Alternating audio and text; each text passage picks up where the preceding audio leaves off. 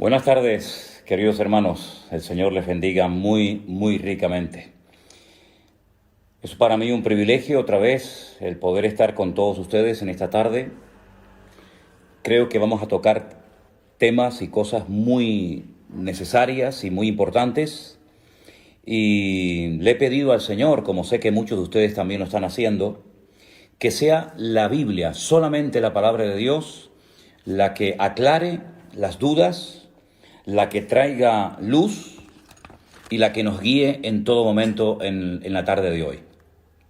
Estoy plenamente convencido que la Biblia es lo único que puede curar la peor o una de las peores enfermedades, que es la ignorancia. No hay nada peor que ser un cristiano, que ser un creyente ignorante. Y lamentablemente, con todos mis respetos, tengo que decir que en cuanto a la Escritura hay mucha ignorancia, mucha, comprensión, pero muy defectuosa, ideas muy extrañas, muy raras, interpretaciones demasiado particulares y personalistas. Y como dije el otro día, ninguna profecía de la palabra de Dios se puede interpretar unilateralmente. Y por supuesto descartamos de entrada el yo siento, el yo creo, el Dios me dijo, porque yo creo que eso ya a estas alturas como que no pega, ¿no? Tenemos que leer detenidamente los textos cuando los queremos estudiar, compararlos con otros pasajes paralelos de la Escritura y darnos cuenta de que la Biblia se interpreta a sí misma. Y lo que no entendemos en una parte, la podemos entender en otra y así sucesivamente. Ahora bien, yo creo que tenemos la obligación y la responsabilidad de entender todo lo que se pueda entender. Hay cosas que lógicamente se escapan de nuestro conocimiento, pero repito, todo lo que se puede entender, creo que es nuestra obligación entenderlo.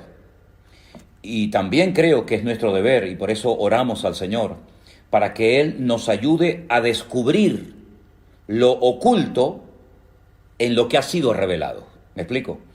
Hay muchas cosas en la Biblia que han sido reveladas, que parece que están ocultas, que no se perciben a priori, pero que con la sabiduría, con el conocimiento, con la práctica, con la experiencia y sobre todo con la gracia de Dios, podemos llegar a descubrir muchas cosas que han permanecido ocultas, que están aparentemente ahí como escondidas, pero que cuando comenzamos a meternos en la maravillosa palabra de Dios, comenzamos a descubrir cosas realmente extraordinarias.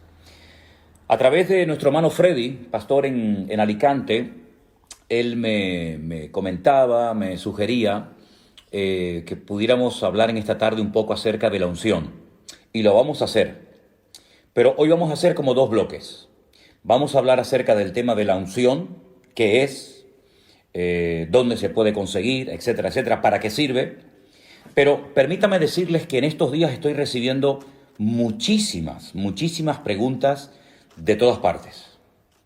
Y quiero dejar algo bien claro, hermano. Mire, no voy a responder a preguntas que están claramente explicadas en la Biblia. Me explico. No quiero que primeramente me hagan una pregunta a mí de algo que está escrito en la palabra y luego vayan a la palabra. Vamos a hacerlo al revés. Vaya a la Biblia, busque en la palabra de Dios la respuesta a su pregunta y si usted lee los pasajes que yo le pido que lea y no los entiende por el motivo que sea, entonces me preguntan a mí. Pero no recurran primeramente a mí haciéndome preguntas sin haber ido previamente a la palabra. Primero hay que ir a la Biblia, primero hay que ir a la palabra de Dios y luego usted puede preguntar todo lo que quiera. Dicho de paso, también decirles que me han hecho preguntas, lo digo esto con todo mi respeto, muy extrañas. Hoy alguien me pedía que por favor explicara en qué consiste el pánico espiritual. Perdóneme, pero es la primera vez en mi vida que me hacen esa pregunta y no tengo ni la más remota idea. El pánico espiritual, que explique la doctrina del balcón. No entiendo lo que es la doctrina del balcón.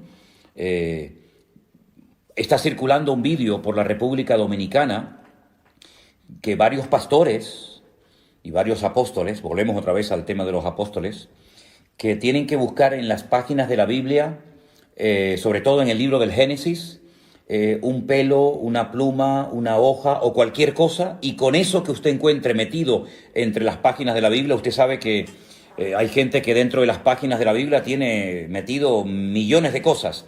Bueno, pues vaya al libro del Génesis, dicen estos personajes, y lo primero que encuentre en cualquier página del libro del Génesis, lo encuentra, se lo frota y ya automáticamente usted está sanada o, digamos, vacunada en contra del coronavirus. Sí, cosas realmente, permítame, increíbles, sinceramente tremendas, ¿no? Pero bueno, vamos a ir en serio ahora, vamos a ver. Yo quiero tener un primer bloque, una primera parte para estudiar o para por lo menos comentar lo que nos explica el profeta Ezequiel en dos capítulos de su libro. Concretamente el capítulo 38 y el capítulo 39 del libro de Ezequiel. Mucha gente me ha preguntado por estos personajes, por estas naciones que aquí se mencionan. Por ejemplo, en el capítulo 38 del libro de Ezequiel, en el versículo 5 y 6, se menciona a Persia, a Cus, a Fut, a Gomer, a Togarma, y algunos me preguntan, esas naciones que se mencionan aquí, esos países o esas ciudades, hoy en día, ¿a qué países corresponden? Bueno, vamos a empezar respondiendo a esta pregunta. Antiguamente, al actual país de Irán se le conocía como Persia. Usted sabe que los persas, junto con los medos, formaron un imperio que fueron el que derrotaron al imperio de los babilónicos, el rey Nabucodonosor. Los persas en la actualidad son los iraníes y los kurdos, que no tienen tierra, serían los medos, ¿vale? Así que ya tenemos explicada quién es Persia. Cus es Etiopía. Recuerden ustedes los cusitas. ¿Se acuerdan ustedes que había un problema porque Moisés estaba casado con una mujer cusita, con una mujer de color? Era de Etiopía. También se menciona a Fut. Fut en la Biblia es el país de Libia, ese país que está desarmado desde que murió Gaddafi. Es un país que está en constante guerra civil, pelean todos contra todos, pues Fut es Libia. Gomer, en el versículo 6, Gomer y todas sus tropas son exrepúblicas soviéticas. Y Togarma es la parte sur de Rusia.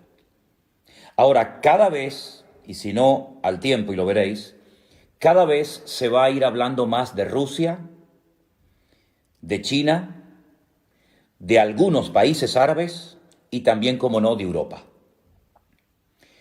En las profecías de la Biblia, las que aparecen en el libro de Ezequiel, en el libro de Daniel y otros libros, yo por lo menos no veo por ninguna parte a Estados Unidos. Algunos dirán, pero bueno, Estados Unidos es una gran potencia económica, una gran potencia política, sí, es cierto, no lo discuto, pero no pinta nada en el panorama, en el programa profético de Dios. ¿Qué le va a ocurrir a los Estados Unidos en los últimos tiempos? Pues mire, yo no sé si esta pandemia que estamos viviendo hoy en día tendrá algo que ver. Lo que se dice es que en Estados Unidos pueden llegar a haber millones de muertos. Y esto va a afectar mucho, sin lugar a dudas, la economía y la estabilidad norteamericana. Y con todo mi respeto, sé que hay muchos hermanos que me escuchan y me ven desde los Estados Unidos, y quiero decir esto con todo respeto. Para muchas personas, Estados Unidos siempre ha sido como una especie de paraíso terrenal, ¿verdad? Los países más cercanos a Estados Unidos, países centroamericanos, países latinoamericanos, siempre o muchas veces el sueño de muchos era poder ir a los Estados Unidos y conseguir un buen trabajo y poder empezar una nueva vida. Y no hay nada malo en eso, ¿ok? De hecho, los fundadores, los padres de Norteamérica vinieron de Europa porque buscaban una vida nueva, ¿verdad?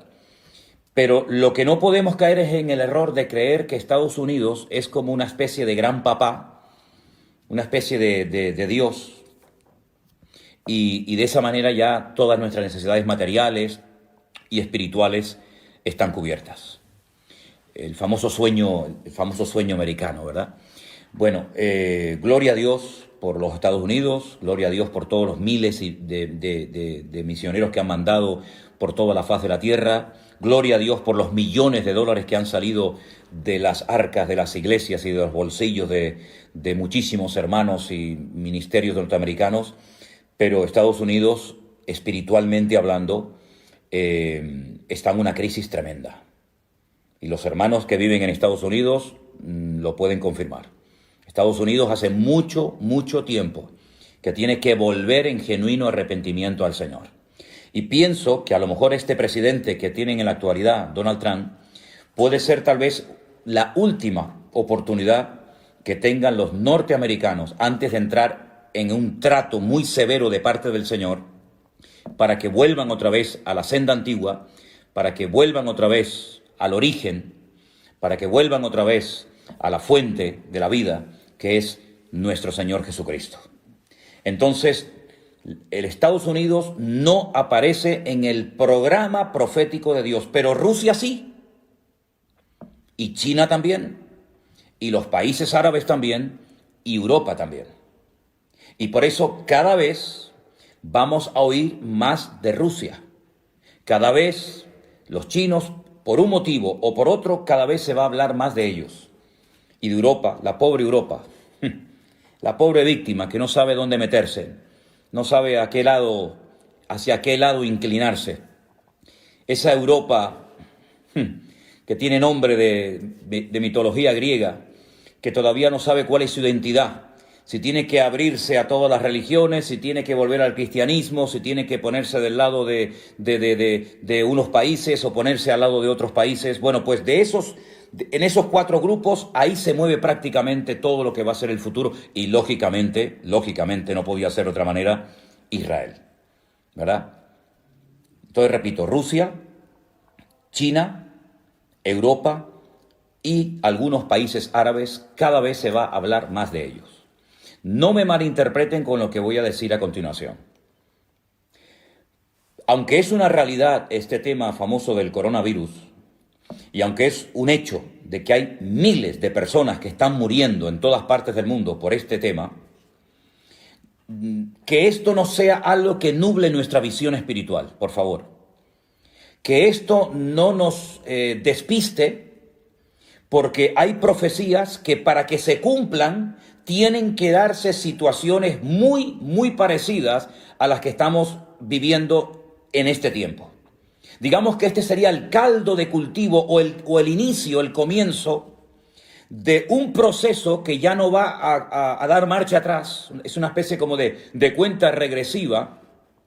Y esta pandemia va a traer muertes, esta pandemia va a traer crisis económica, esta pandemia, este virus va a traer paro, va a traer un desequilibrio en las naciones, y este va a ser el caldo de cultivo para que muchas naciones, para que muchas superpotencias, Rusia, China, etcétera, pues intenten posicionarse y repartirse luego el pastel, porque esto va a terminar, evidentemente. Esto del coronavirus no va a ser para siempre, no va a ser algo eterno, pero este es el preludio, este es el prefacio, esta es la introducción a algo que viene de una forma terrible, y Rusia va a comenzar a posicionarse en la geopolítica mundial, y los chinos también, etcétera, etcétera. Es interesante notar que mientras ahora toda Europa o muchas partes del mundo están asustadas y están buscando mascarillas y respiradores por todas partes del mundo, ahora es China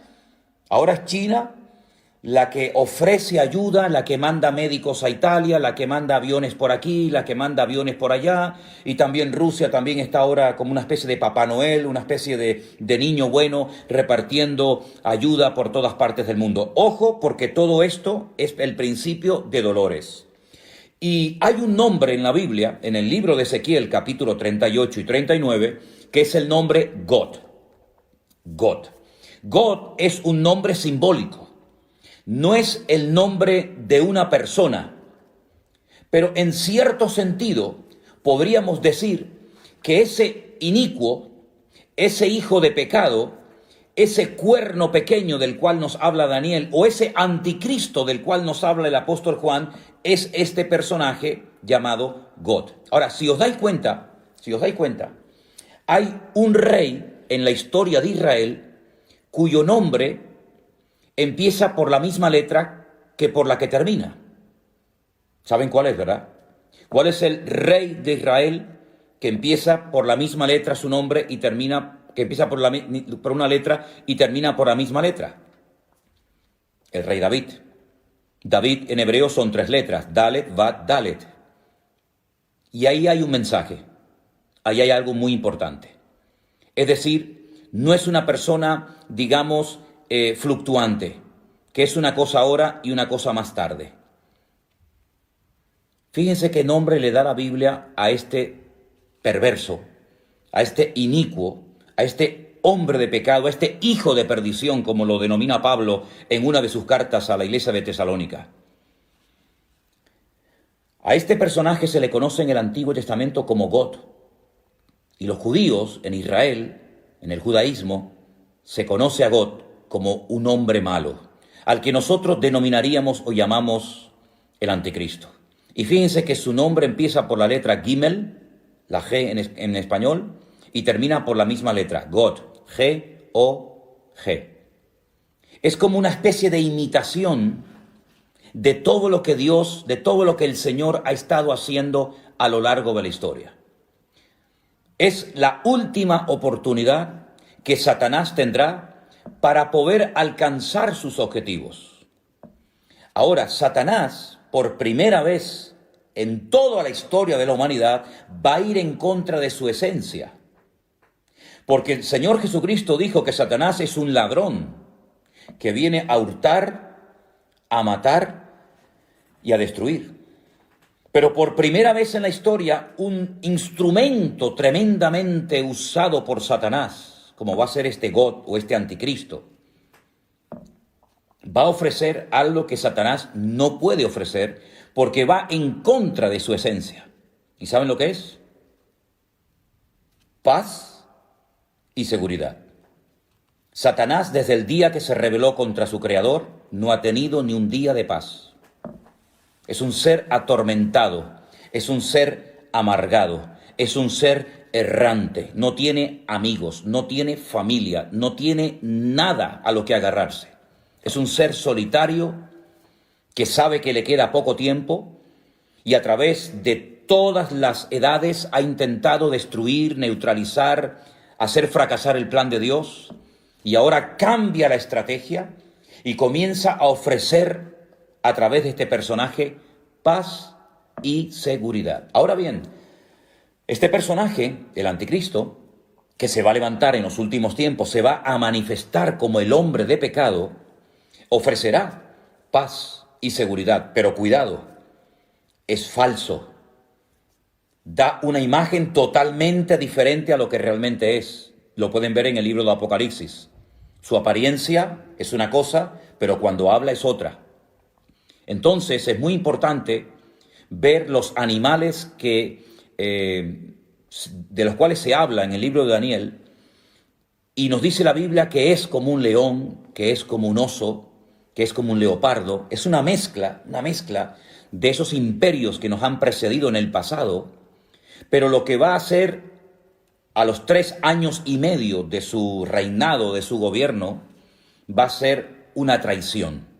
Se va a volver en contra del pueblo de Israel. Pero aquí también Dios sigue dominando y controlando el orden mundial. Porque, dicho sea de paso, si os dais cuenta, cada vez esta expresión que acabo de mencionar, cada vez se está oyendo más en la televisión, en las radios. El nuevo orden mundial, el nuevo orden mundial. Todo va a cambiar. La geopolítica, la economía, etcétera. Bueno, pues esto del nuevo orden mundial no es nuevo, por lo menos para nosotros los estudiantes de la Biblia, los que creemos en el Señor. ¿Por qué? Porque evidentemente viene un nuevo orden mundial. Das en cuenta que ya, por ejemplo, uno de los grandes de Europa ya se fue. Esto era impensable hace unos años, que los ingleses decidieran marcharse de Europa, pero ya es un hecho. El famoso Brexit ha hecho que Inglaterra saliera de Europa. Ya es uno menos.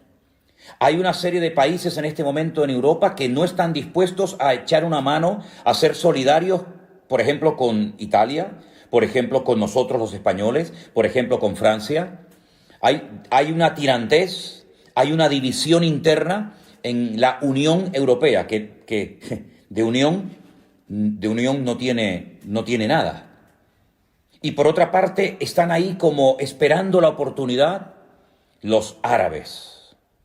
Los árabes que van a jugar un papel fundamental en los últimos tiempos, porque los árabes tienen algo que el mundo necesita, pero se está tratando de desarrollar nuevas tecnologías, se está tratando de evitar que se dependa 100% del petróleo de los países árabes.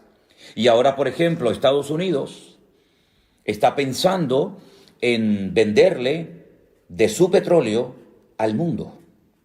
Y por otra parte tenemos a Rusia desde hace años con tecnología curiosamente alemana y norteamericana, parece mentira, tratando de hacer un oleoducto para suministrar gas a toda Europa y para que no dependamos del gas, por ejemplo, de Marruecos o de otros países. Es decir, que todo esto del coronavirus es un hecho, es una realidad, no cabe la menor duda. Pero también no nos olvidemos, hermanos, siervos de Dios, Iglesia de Jesucristo, no nos olvidemos que detrás de esta cortina de humo, detrás de este hecho del coronavirus, se están dando movimientos entre bambalinas que van a cambiar el rumbo de la historia de la humanidad, pero no les quepa a ustedes la menor duda. En los capítulos 38 y 39 del libro de Ezequiel se mencionan a Mesec y a Tubal. Sería muy bueno que ustedes anotaran esta cita, Génesis capítulo 10. En Génesis capítulo 10 se nos habla acerca de los hijos de Jafet. Yo no tengo tiempo para explicar todo esto ahora, pero cuando Noé salió del arca, sus 3 hijos, Sem, Can y Jafet, se extendieron por todas las naciones de la tierra y todas las naciones tienen su origen en Sem, en Can o en Jafet. Y hijos de Jafet fueron Mesed y Tubal, es decir, que Mesed y Tubal fueron nietos nada más y nada menos que de Noé.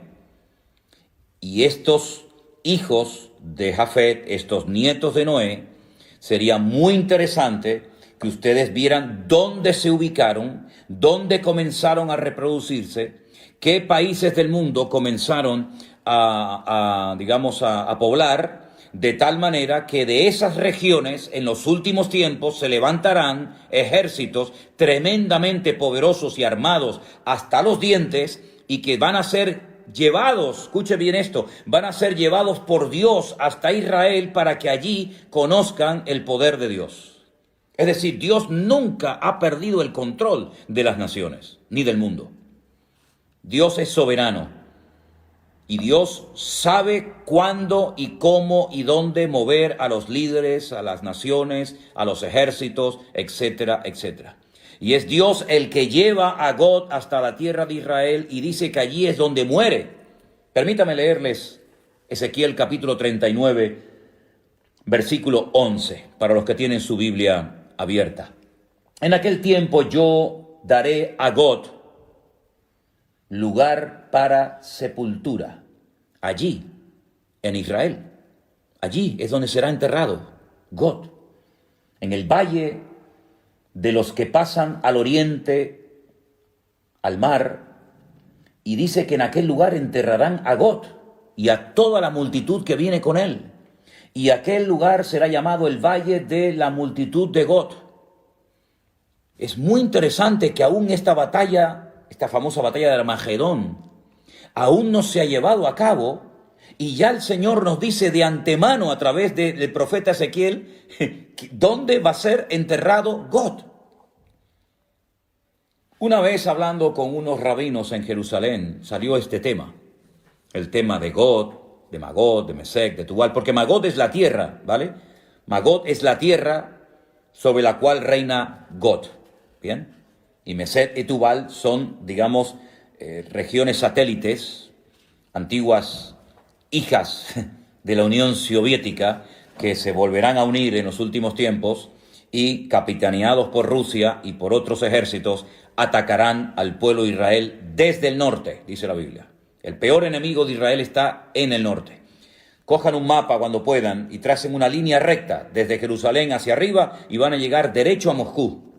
en línea recta, sin desviarse ni a derecha ni a izquierda, de Jerusalén hacia arriba, cruzan todo lo que son los altos del Golán, atraviesan Siria, pasan por Turquía y a continuación arriba, directamente, justo al norte. Moscú, la capital de Rusia. Entonces, lo que quería decirles es que el pueblo de Israel sabe perfectamente estas profecías. Muchos las conocen y saben perfectamente que del norte viene una invasión tremenda, tremenda. Ahora, como les decía, hablando una vez con estos rabinos, y salió el tema de God y cómo iba a ser enterrado y todo esto, me dieron una explicación, una respuesta interesante. No digo que sea exactamente así, pero yo os la voy a compartir porque sé que a muchos de ustedes les interesa este tema. ¿Se acuerdan ustedes cuando Noé salió del arca? Dice que al poco tiempo Noé apareció totalmente desnudo, borracho en la puerta de su tienda. Recuerden los 3 nombres de los hijos de Noé: Sem, Can y Jafet. Dice la Biblia que Can se burló de su padre. Parece ser que hubo sus más y sus menos. Y cuando Noé despierta, maldice a la descendencia de Can. Maldice a Canaán, que aún no había nacido. Los cananeos son descendientes de Can y eran naciones, eran pueblos que estaban totalmente bajo la maldición de Noé, porque hizo burla de su padre, porque vio la desnudez de su padre. Sin embargo, Sem y Jafet marcharon marcha atrás y taparon la desnudez de su padre. Y estos rabinos me decían que por un detalle de Dios a los descendientes de Jafet, y uno de ellos es God, el Señor le permite sepultura en la tierra de Israel. Ahí queda eso. Cómanse el pescado y dejen las espinas a un lado. La batalla será de tal magnitud, y quiero dejar una cosa bien clara, esta batalla que se describe en los capítulos 38 y 39 del libro de Ezequiel aún no se ha llevado a cabo. Esto es profético, esto nunca ha ocurrido. Esto es algo que va a ocurrir en los últimos tiempos. Desde Tbilisi, vecino con Rusia. Qué interesante este mensaje que nos acaba de mandar Miriam Masi. Te saludo desde Tbilisi, Europa del Este, país vecino con Rusia. Interesante. Esta batalla será de tal magnitud que una vez que termine, y la batalla se llama la batalla de Armagedón, se va a llevar a cabo en un valle precioso que he tenido la oportunidad y el privilegio de verlo muchas veces, de caminar por él, de conducir por medio del valle. El valle de Jezreel o el valle de Megiddo. Es un valle inmenso. Ya Napoleón dijo cuando lo vio, este es el valle perfecto para llevar a cabo una gran batalla. Bueno, pues en ese valle se va a llevar a cabo una batalla tremenda que va a llegar hasta el Monte de los Olivos en Jerusalén, donde muere el anticristo y muchas de sus tropas. Y una vez que la batalla termine, dice que estarán durante 7 años quemando al fuego el armamento que las tropas trajeron para atacar al pueblo de Israel.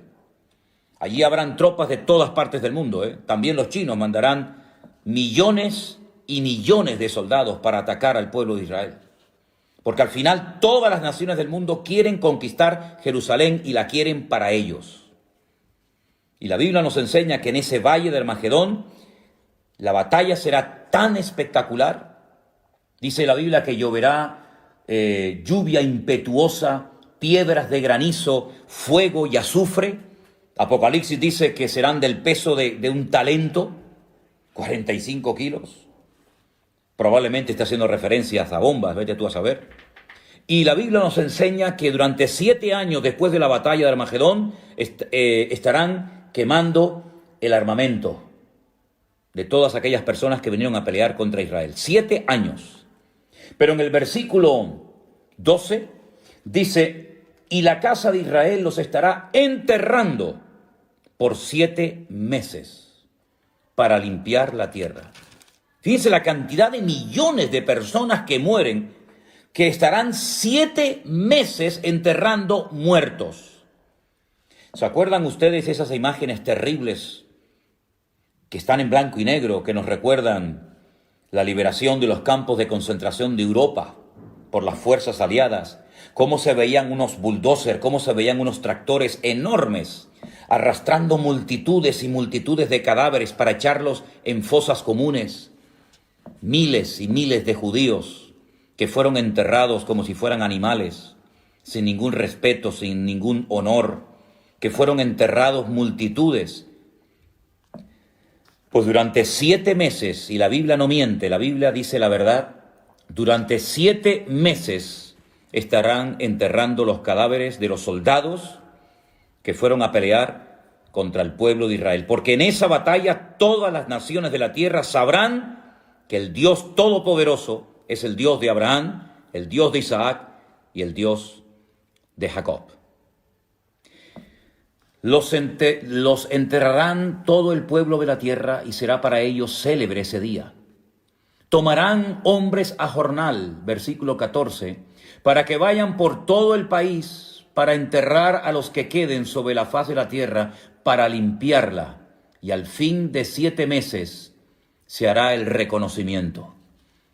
Pasarán los que irán por el país, y el que vea huesos de algún hombre pondrá junto a ellos una señal para que los entierren, para que entierren los sepultureros en el valle de Amón-Gad. Esta sería una tercera guerra mundial terrible, brutal. Y les digo algo más. Estamos viendo cómo todas las naciones de la tierra están siendo afectadas, están siendo atacadas por un enemigo invisible, por un pequeño virus que mata. Pues miren lo que dice el capítulo 14 del profeta Isaías. Capítulo 14 del profeta Isaías. Dice, esta será la plaga. Qué curioso, ¿eh? Estamos en medio de una plaga. Pero es que hay otra plaga en el futuro, diferente a la que estamos viviendo ahora. Y esto es simplemente, como dije el otro día, un pequeño botón de muestra, un anticipo, un prefacio de lo que viene. Esta será la plaga con la que Dios herirá a todos los pueblos, habla en plural, que pelearon contra Jerusalén. Escuchen, la carne de ellos se corromperá estando ellos sobre sus pies, y se consumirán en las cuencas sus ojos, y la lengua se les deshará en su boca. Zacarías capítulo 14, verso 12, versículo 13. Y acontecerá en aquel día que habrá entre ellos gran pánico enviado por el Señor. Trabará cada uno de la mano a su compañero y levantará su mano contra la mano de su compañero. Se matarán entre ellos, van a pelear contra Jerusalén, van a querer destruir a Israel y al final se terminan matando y peleando entre ellos. Y no es la primera vez que esto pasa, porque en el Antiguo Testamento, en la Tanaj, sabéis perfectamente que esto ya pasó en otras ocasiones. Todos los que sobrevivan de las naciones tendrán que venir a Jerusalén cada año para adorar al Rey, al Señor de los ejércitos, y a celebrar la fiesta de los tabernáculos. Pero fíjense cómo esta plaga afectará tanto a bestias como a seres humanos, y morirán millones y millones de personas. 7 meses enterrando cadáveres, 7 meses enterrando muertos. Todo esto lo pueden leer ustedes en Zacarías capítulo 14, en Ezequiel capítulo 38 y capítulo 39. Pero para terminar este bloque, permítame llevarles al libro del Apocalipsis, último libro de la Biblia, al capítulo 20. Ha habido una gran batalla, la batalla de Armagedón, una batalla donde han muerto millones de seres humanos. El Señor viene, establece su reino en Jerusalén por 1000 años, y después de los 1000 años, Satanás, que ha estado durante todo este tiempo atado, privado de libertad, sin poder hacer absolutamente nada, pues dice en el capítulo 20, que habla acerca del tema del milenio, en el versículo 7, cuando los 1000 años se cumplan, Satanás será suelto de su prisión y saldrá a engañar a las naciones que están en los 4 ángulos de la tierra. Y otra vez menciona a Gog, a Magog, a fin de reunirlos para la batalla, el número de los cuales es como la arena del mar. Es decir, no han aprendido la lección. El hombre no termina de aprender del pasado, vuelve siempre a cometer los mismos errores. Han visto una batalla tremenda donde han muerto millones y millones de seres humanos, donde han estado 7 años quemando al fuego el armamento, donde han estado meses enterrando cadáveres, donde la sangre dice que ha llegado hasta la altura de los frenos de los caballos, por poner un ejemplo. Terrible. Ríos de sangre. Es como un lagar donde Dios derrama su ira contra las naciones que vienen a atacar a Israel. Comienza el milenio, está el Señor Jesucristo, subimos a Jerusalén a adorarle, estamos allí con Él, vemos su gloria, vemos su imperio, vemos su dominio y su autoridad, sueltan al diablo y vuelven otra vez a juntarse las naciones para atacar otra vez al campamento de Dios. El hombre no termina de aprender. Aprenderán las naciones, aprenderán estos políticos que tenemos, las lecciones que nos está dando la historia, el mensaje que le está transmitiendo Dios a la humanidad a través de esta pandemia. En fin, ustedes saben perfectamente la respuesta. Pasamos a otro tema. La unción. ¿Qué es la unción? La Biblia nos enseña que los reyes, antes de poder gobernar, tenían que ser ungidos, ¿verdad? Vemos, por ejemplo, por poner un ejemplo, vemos a Samuel yendo a Belén de Judea, a la casa de un tal Isaí, para ungir con un aceite especial, el aceite de la unción, como se dice en Éxodo 25:6. Voy a dar una serie de versículos, los que están tomando nota, este es el primero, Éxodo 25:6. El aceite de la unción se preparaba con unas especies muy especiales. El aceite de la unción no se podía utilizar para otras cosas más que para ungir, ¿vale? Y allí en el libro de Éxodo, capítulo 25:6, se habla del aceite de la unción, y también en el libro de Levítico se nos dice un poco de su elaboración, de cómo se preparaba. Vemos en el libro de los Salmos, yo voy a dar el versículo y no puedo leer todos los textos porque si no esto sería interminable. En el Salmo 89:20 dice que el Señor ungió a David para ser rey de Israel. También a otros, ¿no? Pero concretamente el Salmo 89 es el salmo donde encontramos el pacto que hace Dios con David, y en ese pacto incluía una unción especial para ser rey de las 12 tribus de Israel, ¿vale?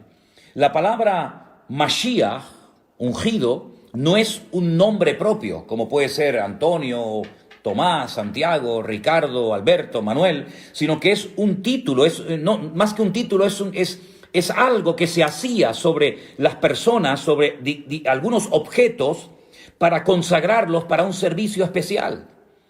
Se ungían a los reyes, se ungían a los profetas, se ungían a personas para una función específica. El rey de Israel era el ungido del Señor. Ahora, esa unción, ese respaldo divino que se representaba derramando un aceite que se preparaba especialmente sobre la cabeza, sobre las vestiduras. Por ejemplo, en el Salmo 133 nos habla de la unción que se derramó sobre Aarón como sumo sacerdote en el tiempo de Moisés en el desierto, en el tabernáculo, ¿verdad?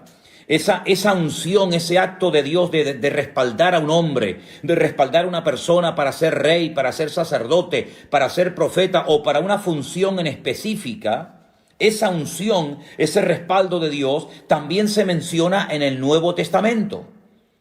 Pero ya no se ve a nadie echándole aceite sobre la cabeza a nadie para que reciba la unción. Es cierto que en el Nuevo Testamento hay algunos textos donde se habla del aceite. Por ejemplo, hoy encontraba un versículo muy interesante, y ese sí quiero leerlo, en Marcos capítulo 6, versículo 13, en el Evangelio según San Marcos, capítulo 6, versículo 13, yo no sé si se han dado cuenta de que ahí se menciona el aceite y la utilizaban los discípulos.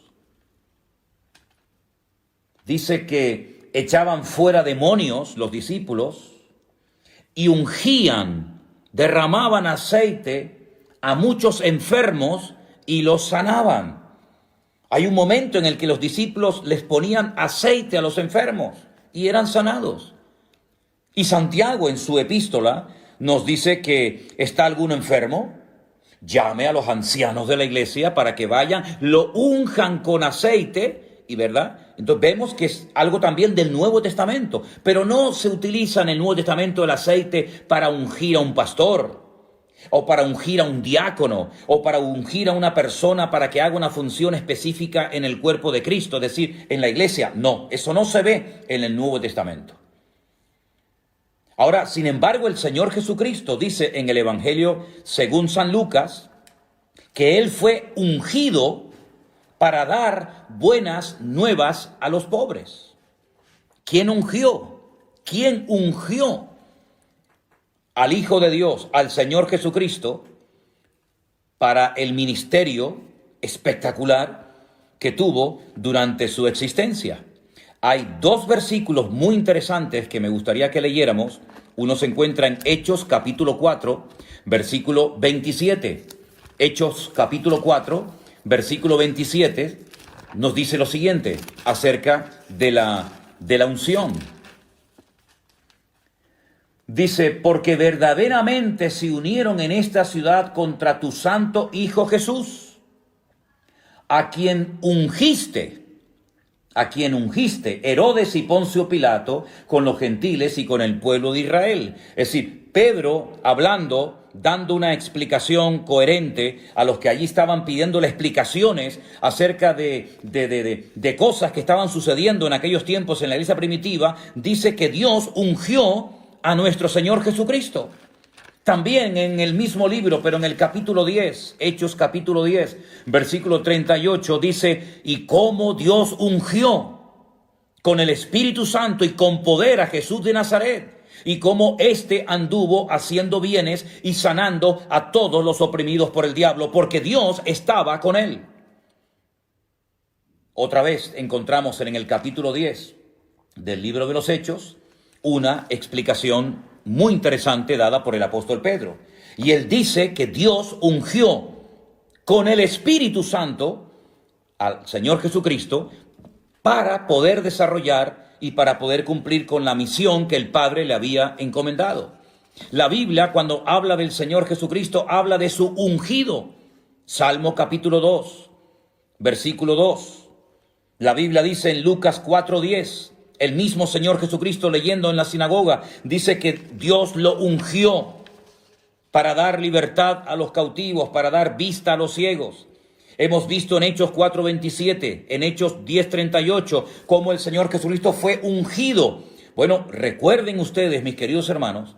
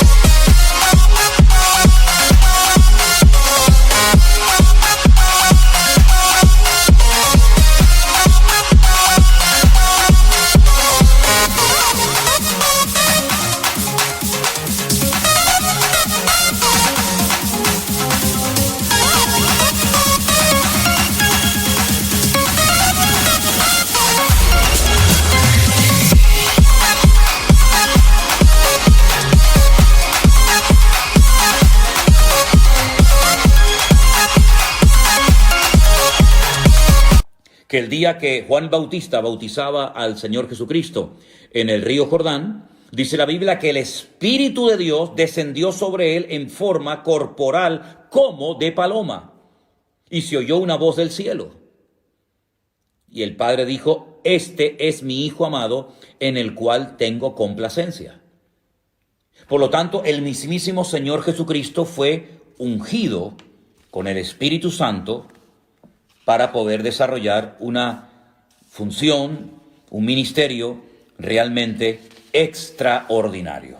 Ahora bien, Hoy en día, sobre todo en ciertos y determinados círculos evangélicos, vuelvo otra vez a decir lo mismo, es que conozco muy bien ese terreno, conozco muy bien ese ambiente, porque me crié y estuve muchos años en él. Y sé que el tema de la unción es un tema que se ha sacado totalmente de contexto. Y entonces incluso he estado en cultos donde se le echaba litros, botellas de aceite sobre la cabeza a la gente para que recibieran la unción de Dios. Eso no se ha visto en ninguna parte de la iglesia primitiva. Eso no se ve en ninguna parte del Nuevo Testamento. Pero sin embargo, en algunas iglesias evangélicas se ha visto y se utiliza muchísimo, no el uso del aceite para orar por enfermos, lo cual es bíblico. No digo que siempre haya que hacerlo, pero si se hace, no es ningún pecado. No estamos quebrantando ninguna norma bíblica, no es nada de superstición, ni es nada extraño. Se puede ungir con aceite a un enfermo. No hay ningún problema en hacerlo, es bíblico. Hay un texto de la Biblia que lo respalda. Luego hay que decir amén, aunque tal vez no te guste, no lo hayas hecho nunca, pero hay algo que la Biblia dice acerca de la unción sobre los enfermos. Pero en ningún momento encontramos en la Biblia a pastores, a apóstoles, a discípulos echando botellas y botellas, litros y litros de jarra y de aceite sobre la gente para que reciban la unción. Eso no es bíblico, eso no es correcto, eso no es de Dios. Eso es un disparate, eso es un invento de los hombres y la gente en su ignorancia, que es una de las peores enfermedades que tiene la iglesia, lamentablemente. Y espero que se vaya sanando la iglesia con el bálsamo de la palabra de Dios, con el conocimiento de Dios. Espero que nos demos cuenta de que yo no tengo que ir a un altar para que un ungido me unja con aceite para recibir la unción del Espíritu Santo. Eso es un disparate. La unción no la da un hombre. La unción, el respaldo, lo da el Señor. Lo que pasa es que hay algunas personas que, como no tienen el respaldo de Dios, tienen que buscar el respaldo y la unción del hombre.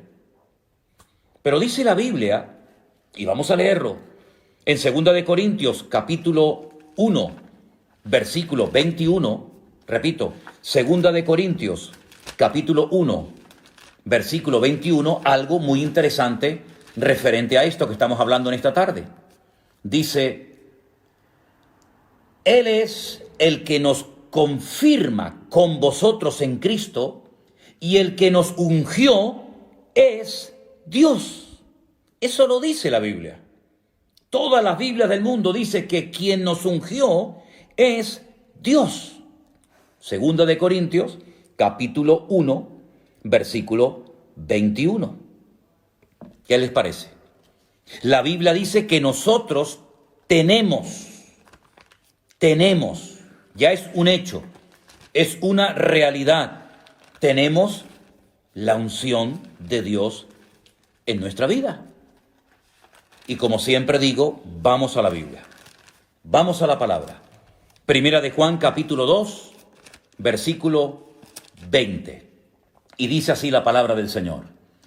Pero vosotros tenéis la unción del Santo. Vosotros tenéis la unción del Santo. Más adelante en el versículo 27 dice, pero la unción que vosotros recibisteis de Él, permanece en vosotros, y no tenéis necesidad de que nadie os enseñe, así como la unción misma os enseña todas las cosas. Y es verdadera y no es mentira. Así que, queridos hermanos y amigos, la unción de Dios se manifiesta de muchas formas. Evidentemente, no todo el mundo ha recibido la misma capacidad. Cambiemos, si quieren, la palabra unción por la palabra capacidad y así nos entendemos todos mejor, ¿les parece? Dios ha capacitado a unos para la enseñanza. Dios ha capacitado a otros para el evangelismo. Dios ha capacitado y ungido a unos para la música, a otros para cualquier otro ministerio. Pero todo creyente tiene el Espíritu Santo en su corazón. Ahora, yo sé que en algunos círculos evangélicos y sobre todo en algunas denominaciones, incluso en la denominación en la que yo me convertí, y lo voy a decir, las Asambleas de Dios. En las Asambleas de Dios se nos enseñaba que el que no hablaba en lenguas no tenía el Espíritu Santo con él. Claro, yo me crié en esa denominación, yo me convertí en una iglesia de las Asambleas de Dios y se nos enseñaba hasta la saciedad que los pentecostales tenían el Espíritu Santo y los que no eran pentecostales, es decir, los que no habían hablado en lenguas, no tenían el Espíritu Santo. Y lo creíamos, porque así nos lo decían. Y nosotros teníamos el Evangelio completo, el Evangelio completo. Los demás tenían un Evangelio pero incompleto. Nosotros teníamos la bombilla de 100 vatios, los demás de 25. Y crecimos con esa idea falsa, con ese orgullo denominacional que no es de Dios. Y cuando uno comienza a escudriñar las Escrituras, encuentra versículos como ese que dice: todos fuisteis bautizados en un cuerpo. Dios nos ha bautizado a todos. Todo creyente tiene al Padre, al Hijo y al Espíritu Santo. ¿O solamente es patrimonio de las iglesias pentecostales? Todos los que hablan en lenguas realmente son lenguas de Dios, o a veces son lenguas inventadas, porque de esto habría que hablar largo y tendido, ¿eh? Otro día, si quieren, hablamos de esto. Todos los que hablan en lenguas verdaderamente reciben esa unción de lo alto, sus vidas son transformadas y todos hemos sido bautizados en un cuerpo. La experiencia de hablar en lengua, si quieren otro día hablamos de eso. Pero no es bíblico decir que solamente los que han hablado en lenguas tienen el Espíritu Santo. Eso es un disparate, eso es antibíblico y algún día muchos que han enseñado durante años eso tendrán que pedir perdón. Porque a la luz de las Sagradas Escrituras han enseñado algo que no es cierto. Algo que no es verdad. Todos nuestros hermanos, aunque nunca hayan hablado y aunque nunca hablen en lenguas en su vida, todos los cristianos tenemos el Espíritu Santo en nuestros corazones. Bueno, no puedo leer, como pueden comprender, los saludos y las preguntas y las cosas que me hacen, porque estoy con un móvil, tiene una pantalla muy pequeñita y es prácticamente imposible leer todo esto. Pero permítame darles un versículo que después quiero que lo lean, si pueden, en sus casas. Isaías 45:1. Isaías 45:1. Miren, un hombre que no era cristiano, que no fue bautizado en agua, que no era pentecostal, que nunca leyó el Nuevo Testamento, que no dio diezmos ni ofrendas, un hombre que yo sepa que no habló ni en lenguas, ni interpretó, ni nada que ver, el Señor lo llama mi ungido. Estoy hablando de Ciro, un hombre que Dios capacitó, un hombre que Dios ungió para que fuera un instrumento tremendamente poderoso en las manos del Señor, para que trajera bendición al pueblo de Israel. Mi ungido, al que yo he capacitado, al que yo he dotado, al que yo he escogido, al que yo he apartado, para que sea mi ungido. También hay en la Biblia, en el libro de los Salmos, un versículo muy bonito, Salmo 105, versículo 15, Salmo 105, versículo 15, donde habla de mis ungidos. Y ahí entramos todos los creyentes. Ahí entra todo el pueblo de Dios. Somos los ungidos del Señor. Los Meshijí, somos los ungidos. También la Biblia nos habla de dos ungidos, que en Zacarías 4, versículo 14, son lo que en Apocalipsis se les llama los dos testigos, pero que Zacarías lo llama los dos ungidos. Hay un libro de un pastor español donde él dice el nombre de estos dos ungidos. Ha tenido una revelación sobrenatural. Nadie sabe, ni siquiera los autores de la Biblia, ni Juan, ni Pablo, ni Santiago, ni Tomás, nadie sabe en la Biblia quiénes eran, cómo se llamaban estos dos ungidos, pero en ese libro que yo tengo en mi casa, dice, los dos ungidos son fulanito y menganito. Punto. Interesante, ¿no? Por supuesto.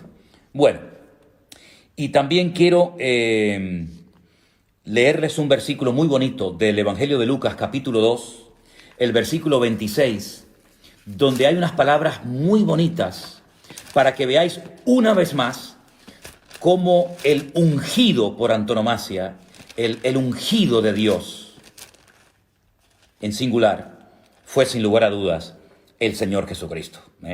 Yo les he dado versículos del libro de los Hechos, le he dado algunos textos en esta tarde de Lucas, pero miren qué versículo tan bonito de Lucas 4:18, donde el hombre que está orando, teniendo en sus brazos al Señor Jesucristo, pues Lucas 2:26, perdón, discúlpeme, Lucas 2:26 dice unas palabras muy interesantes y dice así: esto fue el día que los padres del Señor Jesucristo lo llevaron para ser presentado en el templo, ¿vale? Y entonces dice en el versículo 26, le había sido revelado por el Espíritu Santo a este hombre, a Simeón, le había sido revelado por el Espíritu Santo que estaba sobre él, que no vería la muerte antes que viese al ungido del Señor. ¿Y quién es el ungido del Señor? El Señor Jesucristo, que en ese momento era un niño. Pero entonces él dice, cuando los padres del niño lo trajeron al templo para hacer por él conforme al rito de la ley, él lo tomó en brazos y bendijo a Dios, dijo, ahora Señor, despides a tu siervo en paz conforme a tu palabra, porque han visto mis ojos tu salvación. El Señor le había revelado a Simeón que él vería al ungido, al escogido de Dios, al Mesías, Mashiach. Por eso él se llama Yeshua HaMashiach. Mashiach no es un nombre, es la capacitación sobrenatural de Dios para poder ejercer la función a la cual Dios nos ha llamado. Pero todo creyente tiene la unción de Dios. Eso lo dice la Biblia. Todo creyente tiene la unción del Santo. Todo creyente tiene al Espíritu Santo morando en su corazón. Así que vamos a ponernos ya los pantalones largos, vamos a dejar de ser niños fluctuantes y niños ignorantes y vamos a dejar de ir a un lugar para que me unjan y vamos a dejar de pasar al frente en la plataforma para que el pastor me ponga las manos y me transmita su unción. Pero ¿en qué país vivimos? Vamos a ser serios, vamos a ser ya maduros. Una vez fui a una congregación, bueno, en varias ocasiones me ha pasado, pero recuerdo una aquí en Tenerife, un día, en una reunión se me acercaba un hombre y no hacía más que acercarse a mí y me le quedé mirando y le dije, ¿qué le pasa? ¿Usted qué quiere? Y me dice, es que yo quiero que me traspases tu unción. ¿Qué cosa es esa? Claro, es que se van al Antiguo Testamento y ven cómo Eliseo le pidió al profeta Elías la doble unción que vino sobre él. Sí, pero no fue porque tocó un botón. Lean todo el proceso, lean sobre todo los lugares a los que llevó el profeta Elías a Eliseo antes de recibir la unción. Y le dijo, lo que estás pidiendo es algo muy difícil de conseguir. Porque es una unción, es una capacitación sobrenatural para un tipo de ministerio profético que él sabía que había recibido. Y este es su sucesor, su siervo durante años, muy interesante, siervo de Elías, antes de ser siervo de Dios, tuvo que ir a Betel. ¿Qué aprendió? ¿Qué vio en Betel, hermanos? Tuvo que ir a Gilgal. ¿Por qué lo llevó a Gilgal? Tuvo que ir a Jericó, tuvo que ir a varios lugares y después de ver todos esos lugares fue cuando recibió el manto de la unción. Pero eso de que ahora va a venir el ungido, a ver si nos pone el manto, eso lo he visto yo en congresos. Eso se ha promocionado mucho en congresos, por lo menos en España, yo no sé en otros países, pero en España yo he ido a congresos porque como fulanito de tal tenía una unción espectacular, que yo no digo que no la tuviera, pues vamos a que nos traspase el manto de la unción. Eso suena muy bonito, pero eso, discúlpeme, no funciona así. Eso no funciona así. Más oración, más búsqueda de Dios, más conocimiento bíblico y vamos a dejarnos de jugar, que ya es tiempo de madurar. Ya es tiempo de ir hacia adelante y agradar a Dios, buscar más en Dios. Si hubiéramos buscado más en el Señor lo que tantos han buscado en el hombre, pues otro gallo cantaría. A ver, ni pasar por el talit. No, claro, por supuesto. Vamos a ver, hermanos, en el libro del pastor sacó conocimiento de la Biblia muchas horas. Bueno, créanme que me resulta imposible leer todos los mensajes porque entran tan rápido uno detrás de otro que ya después lo leeré con detenimiento. Hermanos, vamos a terminar este tiempo con oración. Hemos tenido hoy como dos bloques separados, hemos hablado de dos temas diferentes. Hemos hablado de God, Magog, Mesec, Tubal. Hemos hablado de los capítulos 38 y 39 de Ezequiel. Y después hemos pasado al tema de la unción. Yo la próxima semana hay algo que me gustaría tocar, porque veo que se ha ido metiendo sutilmente en muchas congregaciones, ha hecho mucho daño, y es el tema de todo lo judío, que si el talit, que si la mezuzá, las velitas del Shabbat, Pesach, Shavuot, y muchas cosas que, claro, como hay tan poca base y tan poco fundamento, han distorsionado y atontado a más de uno, y resulta que ahora ya nada de lo que nos enseñaron, nada de lo que hemos creído vale, sino que ahora hay que cambiar, romperlo todo y empezar de nuevo, porque resulta que la Biblia está mal traducida, porque resulta... De eso me gustaría a mí hablar la próxima semana, de las fiestas judías y de todas estas cosas que todavía hay mucha gente que no sabe nada. Se aprenden 4 o 5 palabras en hebreo y se creen que ya han descubierto la pólvora. Que Dios nos ayude y nos bendiga. La próxima semana seguiremos. Mañana es Shabbat, mañana es reposo y tranquilidad. Y el domingo, Dios mediante, estaremos retransmitiendo desde Santa Cruz, nuestra iglesia en Santa Cruz, Vida Nueva, el culto en directo. Vamos a participar de la Santa Cena. Yo les he pedido a los judaizantes, sí. Yo les he pedido a los hermanos de nuestra congregación que estén preparados, se los recuerdo a través de aquí del Facebook, que estéis preparados con vuestra copita de mosto, de vino, de trozo de pan, para que podamos participar juntos de la mesa del Señor. Gracias a todos ustedes por haber estado con nosotros. Gracias de todo corazón a las personas que están colaborando de una manera desinteresada para sostener el ministerio, para sostener la obra. Que Dios les bendiga. A todos les mando un gran saludo. Ahora, después de cortar esta emisión, estaré leyendo la cantidad de mensajes que ustedes me han mandado, porque han sido muchísimos. Espero poder leerlos todos. Sigan orando por nosotros, como nosotros estamos orando por ustedes. Que la paz del Señor esté con vosotros y Shabbat Shalom para todos.